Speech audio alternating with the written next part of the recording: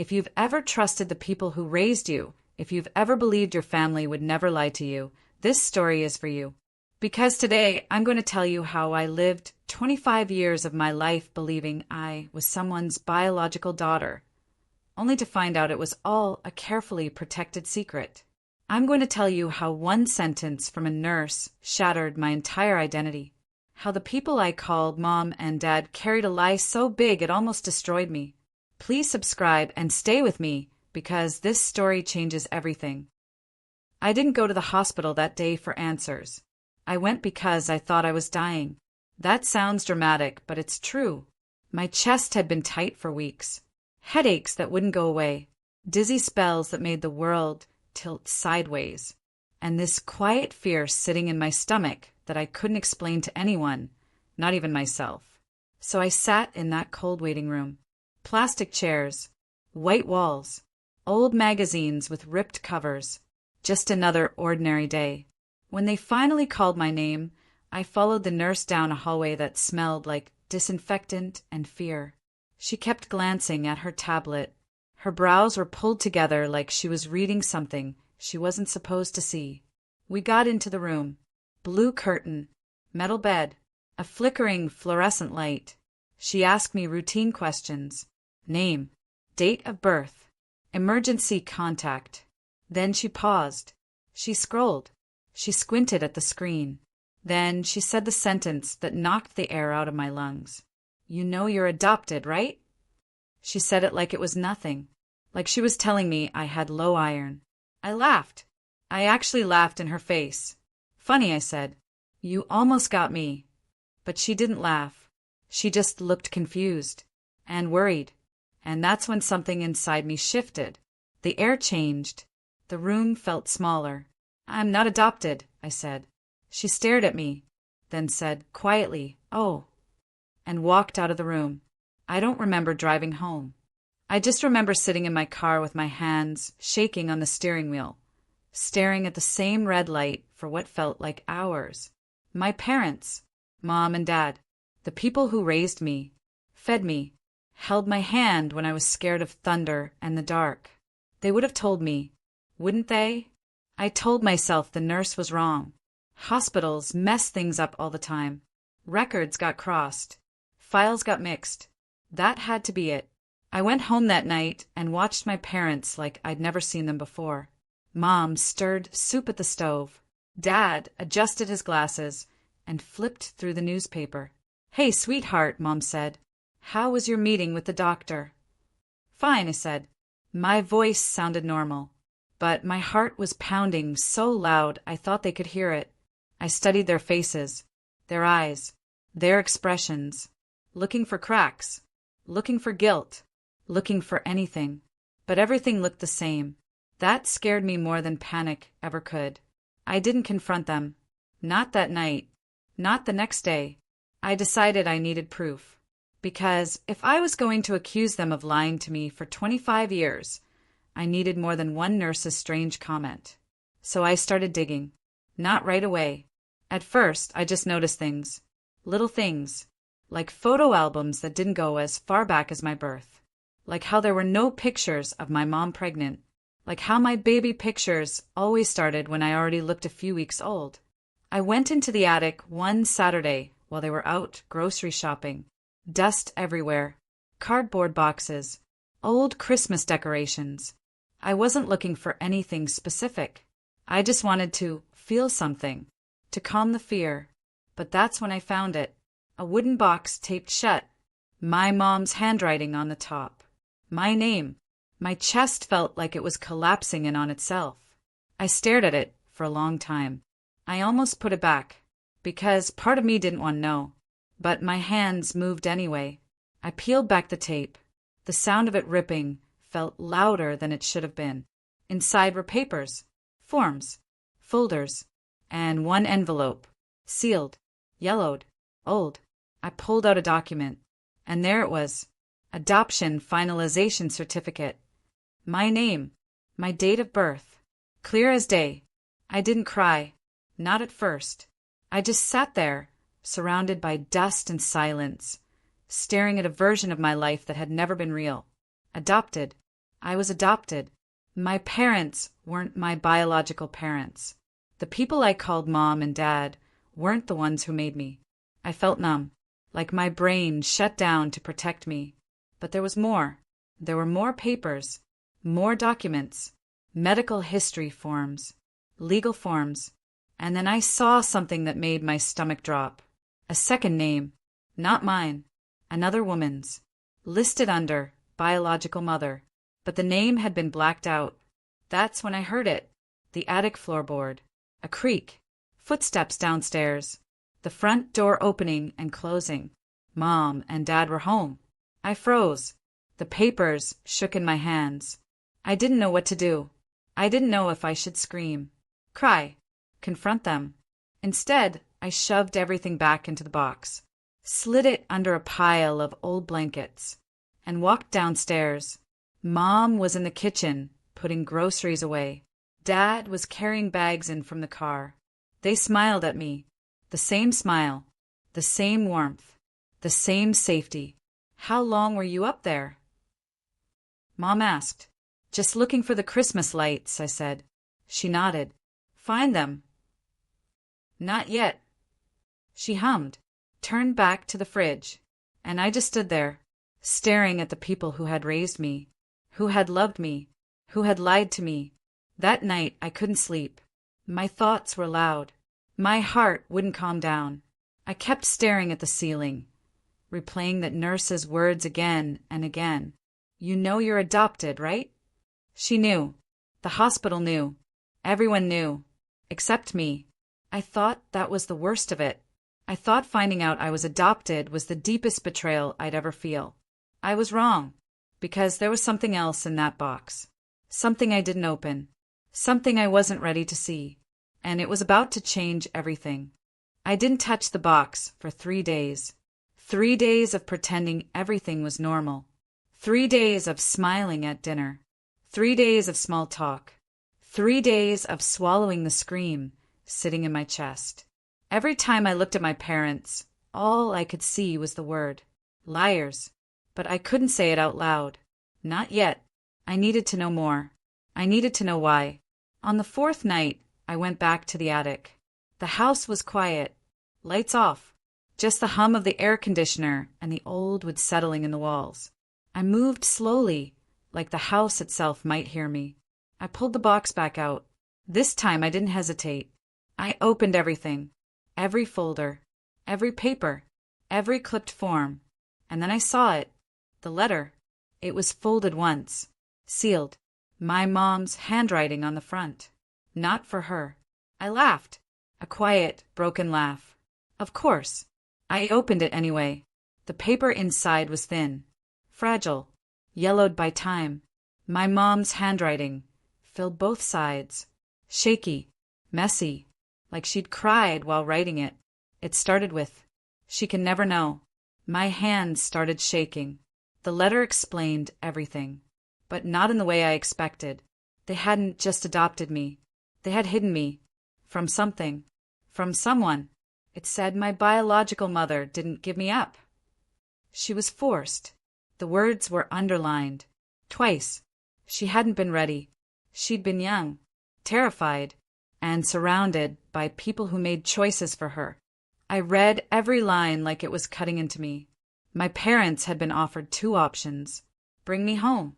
Or leave me in a system that couldn't protect me. They chose me. That part was clear. That part should have made me feel safe. It didn't, because the next part was darker. It wasn't about love. It was about fear. The letter said, "We weren't just adopting a baby. We were hiding you." From who? It didn't say. Not directly. Just someone dangerous. Someone connected. Someone who didn't forget things. My stomach twisted. I sat back on the dusty floor, my head spinning. Someone dangerous? Someone who didn't forget? What did that even mean? The letter ended with, "If she ever finds out who she comes from, she won't be safe. That's why we can't tell her. That's why she can never know." I sat there for a long time, reading those words again and again, trying to understand, trying to breathe, trying not to fall apart. That night, I dreamed about a woman I had never met. A woman with my eyes, my hair, my face. She was standing far away behind glass, banging on it, mouthing something I couldn't hear. I woke up crying, and I should have stopped digging. Any normal person would have, but I couldn't. Not after that letter. So I did something I've never told anyone before. I stole my own adoption file. I waited until my parents went to bed. I went back to the attic. I took the folder with my name on it, and I hid it under my mattress. The next morning, I called the hospital. The same one. My heart was in my throat. My hands were shaking. "Can I access my birth records?" I asked. There was a pause, a keyboard tapping. Then, "You don't have access to those files." "Why?" Another pause, longer this time. Then, "Because they're sealed." I hung up and just sat there, staring at my phone. Sealed? What kind of adoption gets sealed records? What were they hiding? That's when I noticed something else in the file. A number stamped on one of the documents. A case number. Not a hospital number. Not a court number. Something else.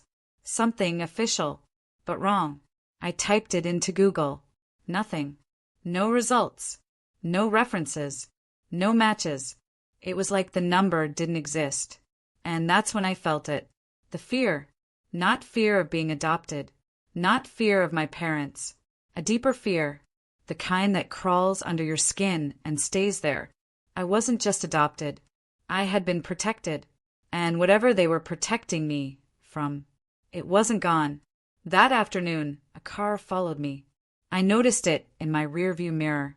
Black, tinted windows. It stayed the same distance behind me. Turn after turn. Stoplight after stoplight. I pulled into a grocery store parking lot. It kept driving. Slowly. Too slowly. The driver looked straight ahead. Didn't look at me. Didn't acknowledge me. But they were watching. I felt it.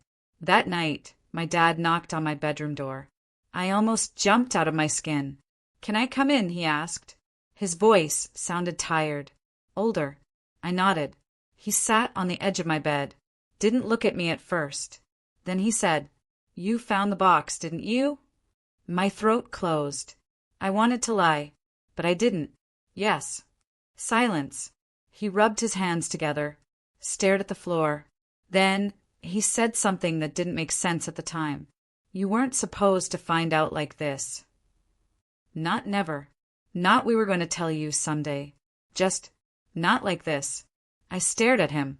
My voice came out smaller than I wanted it to. "Who is she?" He flinched. Actually flinched. Like I'd hit him. He stood up. Walked to the door.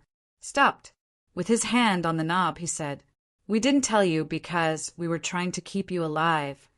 And then he left. That's when I knew. This wasn't just about family. This was about survival. And something worse. Something I hadn't seen coming. Someone out there still remembered me. I stopped going home after that conversation. Not officially. I didn't pack my things. I didn't make a scene. I just stayed out. Late nights. Long drives. Sleeping at friends' places without really telling them why. Because how do you explain something like that? My dad said they hid my identity to keep me alive. It sounds insane. It feels insane. Until you feel it in your bones. That low hum of danger that never goes away. I started noticing little things. A black car parked too close to mine. Someone standing a little too long behind me in line. Random calls with no one on the other end. I told myself I was paranoid. I told myself I was spiraling. But deep down, I knew. I went back to the hospital. Not to ask for records. Just to look. To blend in. To see if anyone watched me. I walked the long white halls like I belonged there. No one stopped me. No alarms. No whispers. But I felt eyes. That's when I noticed the woman. She was sitting at the far end of the waiting room. Hands folded tightly in her lap. Brown hair pulled back. Dark circles under her eyes. She wasn't scrolling her phone. She wasn't reading. She was watching me. I sat 2 chairs away from her. My heart was pounding so loud I thought she could hear it. She didn't look away. She leaned slightly closer and whispered, "They shouldn't have let you come back here." My body went cold. I didn't answer. I couldn't. She stared straight ahead, like the words weren't even meant for me. "They worked very hard to keep your name out of the system." I stood up. My legs shook. My hands felt numb. "Who are you?" I asked. She didn't reply. She stood up slowly, adjusted her bag on her shoulder, then walked away, never looked back. That night I confronted my mom. I couldn't live in silence anymore. Not after that woman. Not after that warning. She was washing dishes. The sound of running water filled the kitchen. "Why didn't you tell me?" I asked. My voice cracked. She froze, didn't turn around, just stood there, not moving, not breathing. Then she slowly turned the faucet off, turned to face me, and started crying immediately. "I wanted to," she said. Her voice was shaking. "I wanted to every day." She walked over, reached for me. I stepped back. She flinched. "I thought the truth was better," I said. She shook her head. "You don't understand." "Then explain it." She sat down like her legs had given up, hands trembling, and finally she told me, "My biological mother wasn't just young. She wasn't just scared.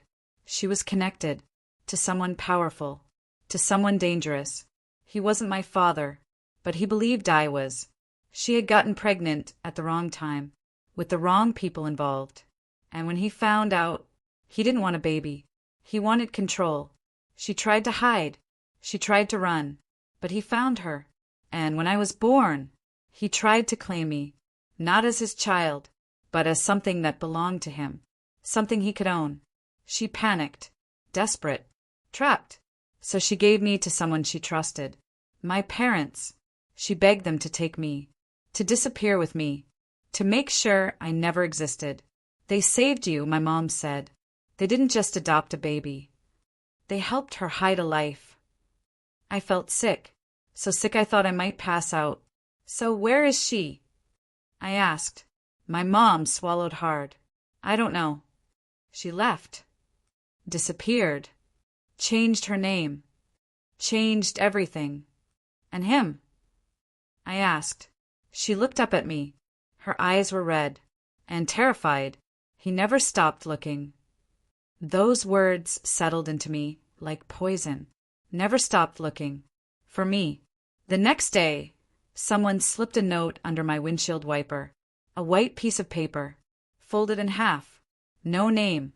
No return address. Just 4 words written in black ink. "You shouldn't be here." That's when I realized this wasn't in the past. This wasn't over. Whatever danger I'd been hidden from, it was still alive, still breathing, still watching. I packed a bag that night. Real packing. Clothes, chargers, documents, the stolen file, the sealed letter, everything. I drove. No destination. Just away. Every car behind me made my heart stutter. Every headlight looked like it could belong to him, to them, to whoever was out there. I stopped at a motel just outside the city. One of those places with flickering signs, thin blankets, and doors that lock from the inside and the outside. I sat on the bed and opened the file again, slowly, carefully. That's when I noticed something I hadn't seen before. A photo. I stared at it. My hands went cold. My stomach dropped. My throat closed, because the woman in the picture looked exactly like me, but older, and written on the back was, "Your mother. Do not look for her." I thought that was the twist. I thought that was the horror. I was wrong, because I wasn't being hunted, not by a stranger, not by some faceless enemy. The truth was much worse, and I was about to find out. I didn't sleep at the motel. I just sat there, on the edge of the bed, staring at the picture of a woman who looked like my future, or my nightmare, my biological mother, the woman who forced my parents to become liars. I kept touching the back of the photo, reading the warning again and again. Do not look for her. But of course, I was going to. Because once you see something like that, you can't pretend you didn't. I tracked her name, or what was left of it. Old court entries, buried adoption traces, scraps of paperwork that most people wouldn't even know how to read. She had changed everything. New last name, new address, new life. But she underestimated something. She underestimated me. I found a location, not an address, not a house, a workplace, some small office building, 2 stories, brown brick, forgettable. I parked across the street, watched people go in and out. My hands were sweating. My heart was beating out of rhythm. I wasn't ready, but I walked in anyway, because not knowing was killing me. The receptionist looked bored. Can I help you? I swallowed. I'm looking for her. I slid the picture across the desk. She barely looked. Then her eyes widened. You shouldn't have this, she said. My stomach dropped. What do you mean? She leaned in slightly, lowered her voice. She quit. Months ago. No forwarding address. No reason given. She just left. Just like that. I walked out shaking. Not relieved. Not calmer. More scared than ever. That night my phone rang. Unknown number. I stared at it. It rang. Stopped. Rang again. I answered. Hello. Silence. Breathing. Heavy. Slow. Then a voice. You're not very good at being invisible. I couldn't breathe. Who is this? A laugh. Low. Cold. But calm. Like he wasn't afraid of being heard. Your parents did a better job. Click. I threw the phone. It hit the wall. Cracked. I slid down the door. My legs gave out. He knew. He wasn't guessing. This wasn't paranoia. This was real. The next morning, my mom called. I almost didn't answer, but I did. She was crying. Real crying. Not hiding it. Please come home, she said. They know. My blood went cold. What do you mean they know? They came here, she said. Someone was knocking on the front door. Loud. Aggressive. In the background. My dad shouting. Her breathing getting faster. He never stopped looking, she whispered. The call dropped. Silence. No callback. No answer. Nothing. I drove. I didn't think. I didn't hesitate. I just drove. Back to the house I had run from. Back to the people who lied to me. Back to the only people who ever tried to keep me safe. Their front door was open. That shouldn't have scared me, but it did. The house was quiet. Too quiet. I walked inside slowly, every step echoing, Mom. I whispered, Nothing. Dad.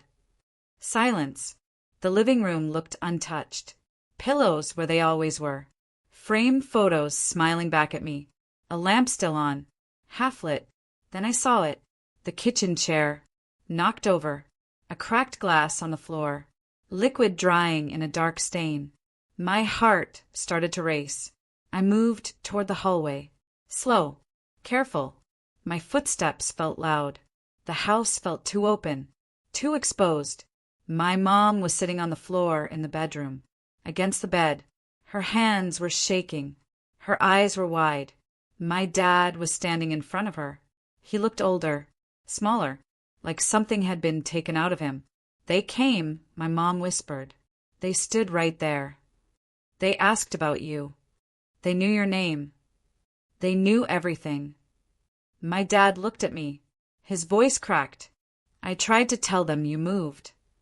They didn't believe me. They said I was lying. He laughed without humor. They were right, I guess. That's when I noticed the mark. On his arm. A red imprint. 4 fingers. Like someone had grabbed him hard.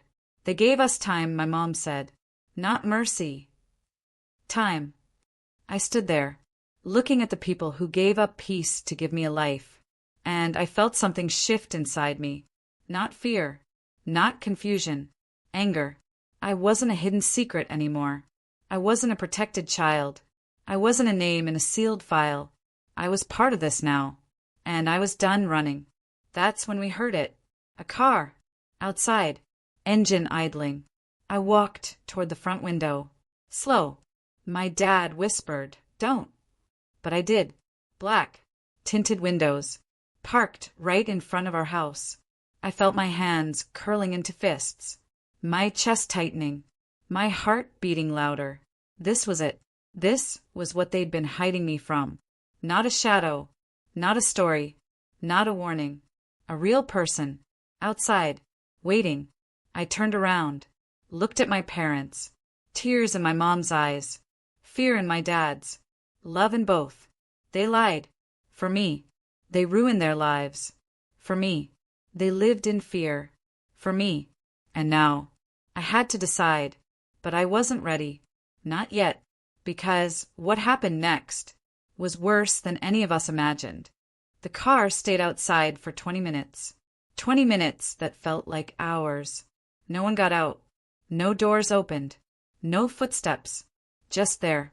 Watching the house. Watching me. I stood by the window the entire time. Why parents behind me? Silent. Frozen. Breathing like any wrong sound could trigger something horrible. Then the car left. Slowly. Quietly. Like it had seen what it came to see. Like it was satisfied. We didn't talk for a long time after that. We just sat in the living room.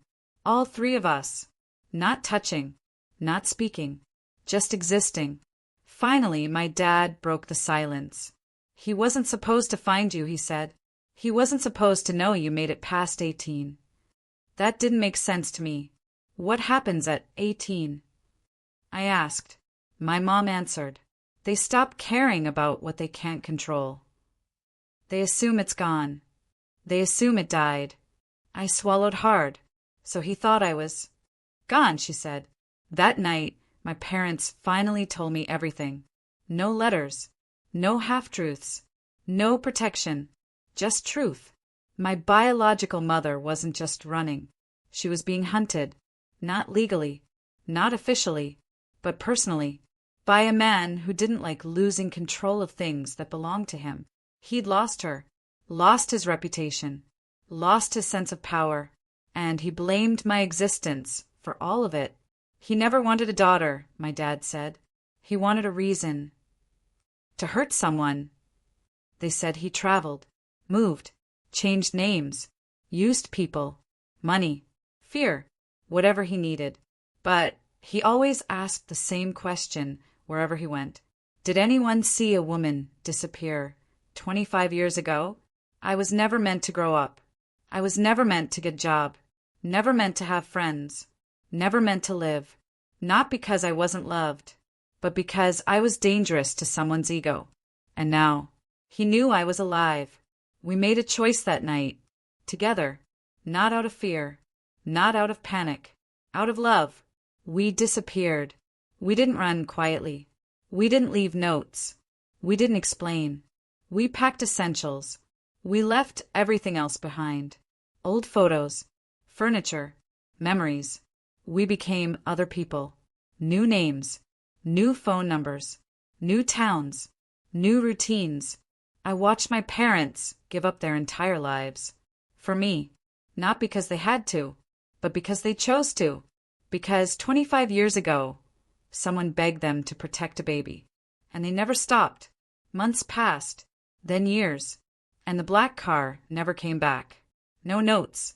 No whispers. No phone calls. Nothing. Eventually, I was alone in my new life. My parents settled somewhere I won't name. And I learned to live quietly, carefully, safely. I never looked for my biological mother. I never tracked down that man. I never opened those doors again. I followed the warning. For once. But the question never left. Not once. Was it worth it? I lost the life I thought I had. Lost my old name. Lost my city. My job. My friends. My normal. But I gained something I never had before. The truth. And I finally understood something. My parents didn't steal my truth. They carried it, like a heavy secret, like a loaded weapon, like a fire they didn't want to burn me. They weren't villains. They were shields. Now, here's what I need you to tell me. Pick your side. Side A, they did the right thing. Some truths are too dangerous to tell. Side B, I deserve to know no matter the risk. So tell me, if you found out your parents lied to you your whole life, but they did it to save you, would you forgive them? Or would you walk away?